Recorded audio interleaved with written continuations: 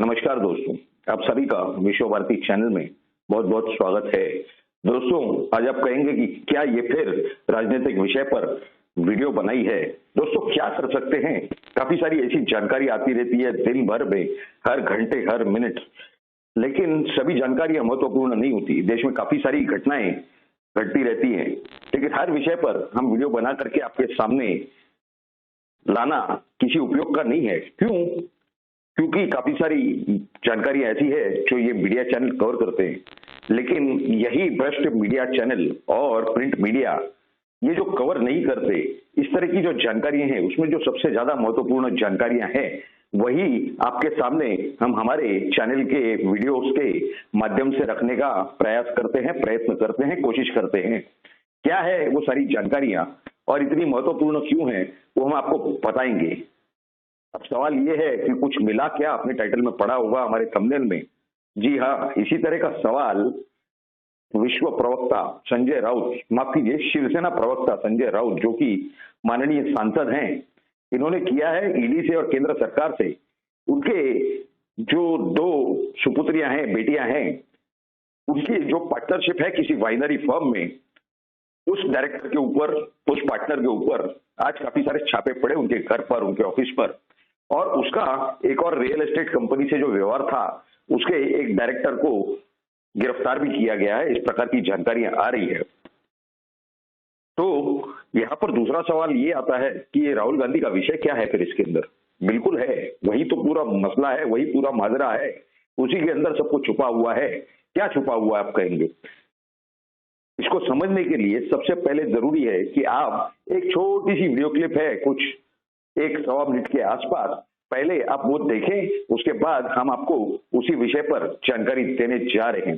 तो आइए सबसे पहले देखते हैं वो video clip. The Chinese have a very clear vision of what they want to do. They are very, very clear about what they want to do. And one second, please. The single biggest, you can ask anybody who understands, the single biggest strategic goal of India's foreign policy has been to keep Pakistan and China separate. This is fundamental for India. And what you have done is you have brought them together. Today, do not be under any illusion. Do not underestimate the force that is standing in front of you. Do not underestimate the power that stands in front of us. Do not underestimate it. You have brought Pakistan and China together, and this is the single biggest crime that you could commit against the people of India. हाँ, तो दोस्तों अभी आपने देखी वो video clip. क्या कह रहे हैं वो कह रहे हैं इंग्लिश में, अंग्रेजी में कह रहे हैं। क्या कह रहे हैं वो ये बता रहे हैं कि चाइना और पाकिस्तान का विजन बहुत क्लियर है, यानी उनकी आगे की जो सोच है, उनका जो गोल है, उनका लक्ष्य बहुत ही स्पष्ट है, ये कह रहे हैं। दूसरा वो क्या कह रहे हैं कि अगर आप किसी से भी पूछेंगे कि सबसे बड़ी गलती भारत ने क्या की, तो पाकिस्तान और चाइना को साथ में आने दिया। अब ये उनका प्रॉब्लम कब से हो गया, ये उनका मसला कब से हो गया, वो शायद भूल गए हैं कि अब वो सत्ता में नहीं है। जो करना कराना है, नहीं करना है, ये तो केंद्र सरकार का दायित्व है, केंद्रीय सरकार का ये पूरा कर्तव्य है। प्रधानमंत्री मोदी जी अपना काम बखूबी कर रहे हैं। वो 24 में से 18 घंटे दे रहे हैं, काम कर रहे हैं। पूरे विश्व से उन्हें गोपनीय जानकारियां आती रहती है, इंटेलिजेंस की रिपोर्ट्स उनके पास मिलती रहती है। रिसर्च एंड एनालिसिस विंग हो, रॉ, आईबी हो, या उनके और भी जो कोवर्ट सूत्र हैं, सभी से उन्हें जानकारियां प्राप्त होती रहती हैं। वो दौर गया जब सिर्फ मैनेज करके चलना होता था। खैर, उस पर भी हम आएंगे, लेकिन ये पूरा समझने के लिए पूरी वीडियो देखना बहुत जरूरी है। इसके सिवा वो क्या कहते हैं कि it is fundamental for India, right, what you have done is you have brought them together, यानी आपने इन दोनों को साथ में लाया है। इस तरह का आरोप वो केंद्र सरकार पर, प्रधानमंत्री मोदी जी पर लगा रहे हैं। वो कह रहे हैं इसके अंदर कि please do not be under any illusion, यानी आप किसी भ्रम में नहीं रहे। वो भारत के अंदर जो 130 करोड़ के प्रतिनिधि बैठे हैं, जो विश्वस्त बैठे हैं, वो ट्रस्टी हैं भाई 130 करोड़ लोगों के, उन्हें वो सिखाने का प्रयास कर रहे हैं, समझाने का। वो प्रोफेसर बन गए किसी यूएस या यूनाइटेड किंगडम के यूनिवर्सिटी का, इस तरह से लग रहा है ये, जिस तरह से वो बता रहे हैं। वो कहते हैं कि the force that is standing, do not under estimate the force that is standing in front of you. आपके सामने जो ताकत खड़ी है उसे आप कम मत आंकिए। अब ये वो बताएंगे देश के प्रधानमंत्री को, ये जिन्हें कभी एक जमाने में पप्पू बुलाया जाता था, ये झूठे जनेऊ पहनने वाले, ये सिखाएंगे 130 करोड़ के आबादी के देश के प्रधानमंत्री ने क्या करना चाहिए, क्या नहीं करना चाहिए।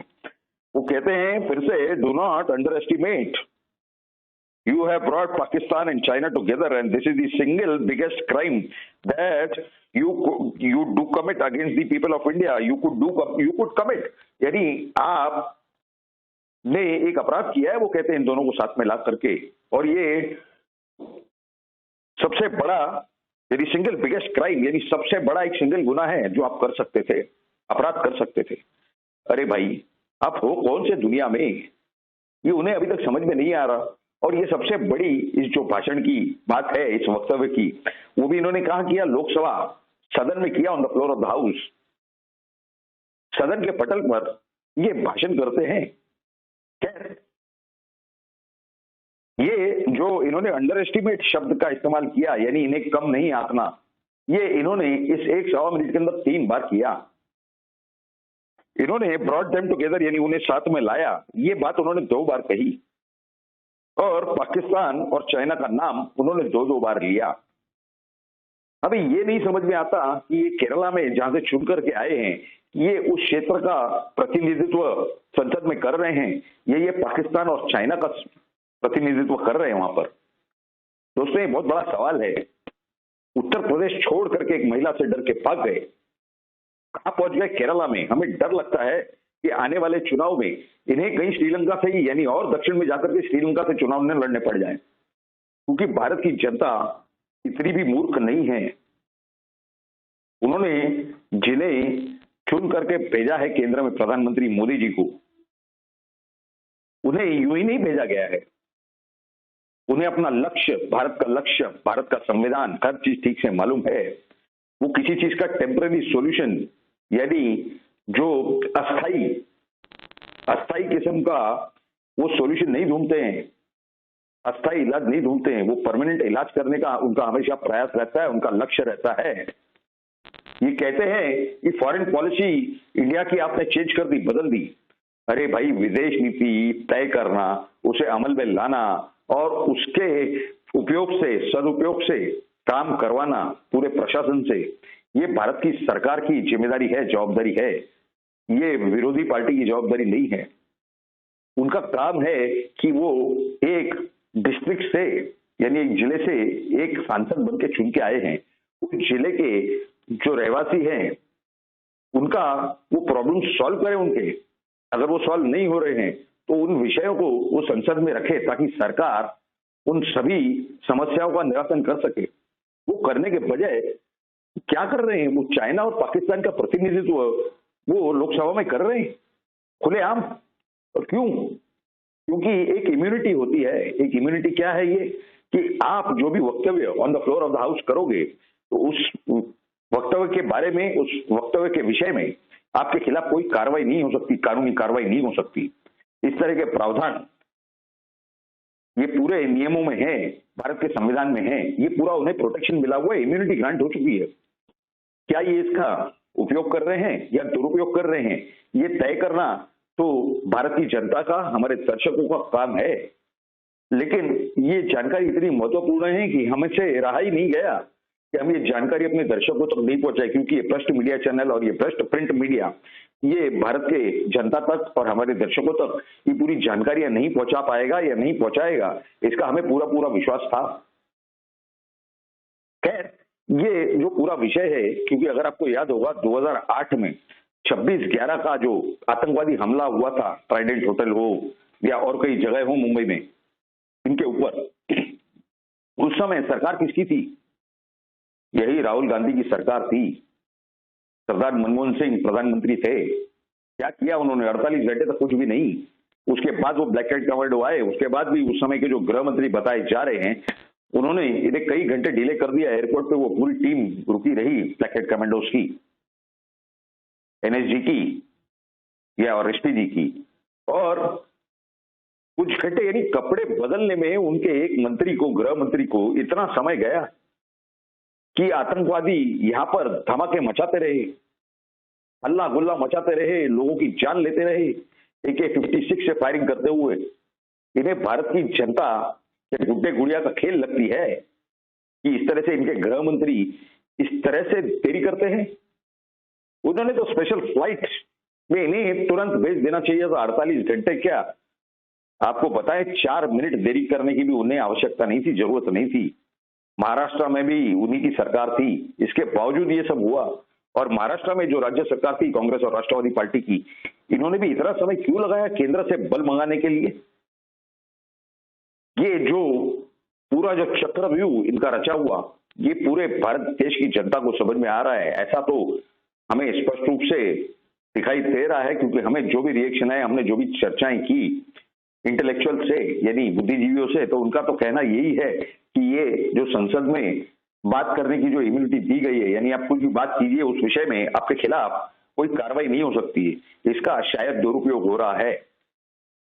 खैर, ये राहुल गांधी जिनकी उम्र लगभग 50-51 के आसपास होनी चाहिए या 52 के आसपास, ये इस तरह से काम करेंगे, ये किसी को अपेक्षित नहीं था। ये अपनी बुद्धि भारत देश के यानी जहां उनका जन्म हुआ है उस देश के हित में लगाएंगे, उस देश के पक्ष में काम करने के लिए लगाएंगे, ऐसी पूरे भारत की जनता की उनसे अपेक्षा थी। लेकिन आज का चित्र उसके कुछ विरुद्ध में दिखाई दे रहा है, बिल्कुल उसके विरोध में दिखाई दे रहा है।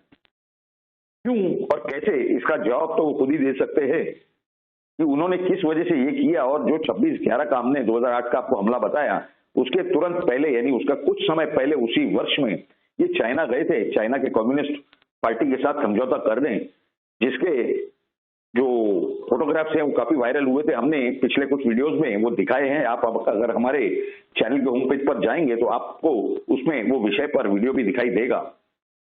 खैर, कहने का मकसद ये है कि 2008 से 2022 यानी 14 साल बाद भी इनका ये चाइना प्रेम या चाइना के लिए देशभक्ति या पाकिस्तान के लिए देशभक्ति अब तक खत्म नहीं हुई। इस तरह से चित्र दिखाई दे रहा है या इस तरह से ये बातें समझ में आ रही है, ये सब जानकारियां देख करके और सुन करके और जान करके।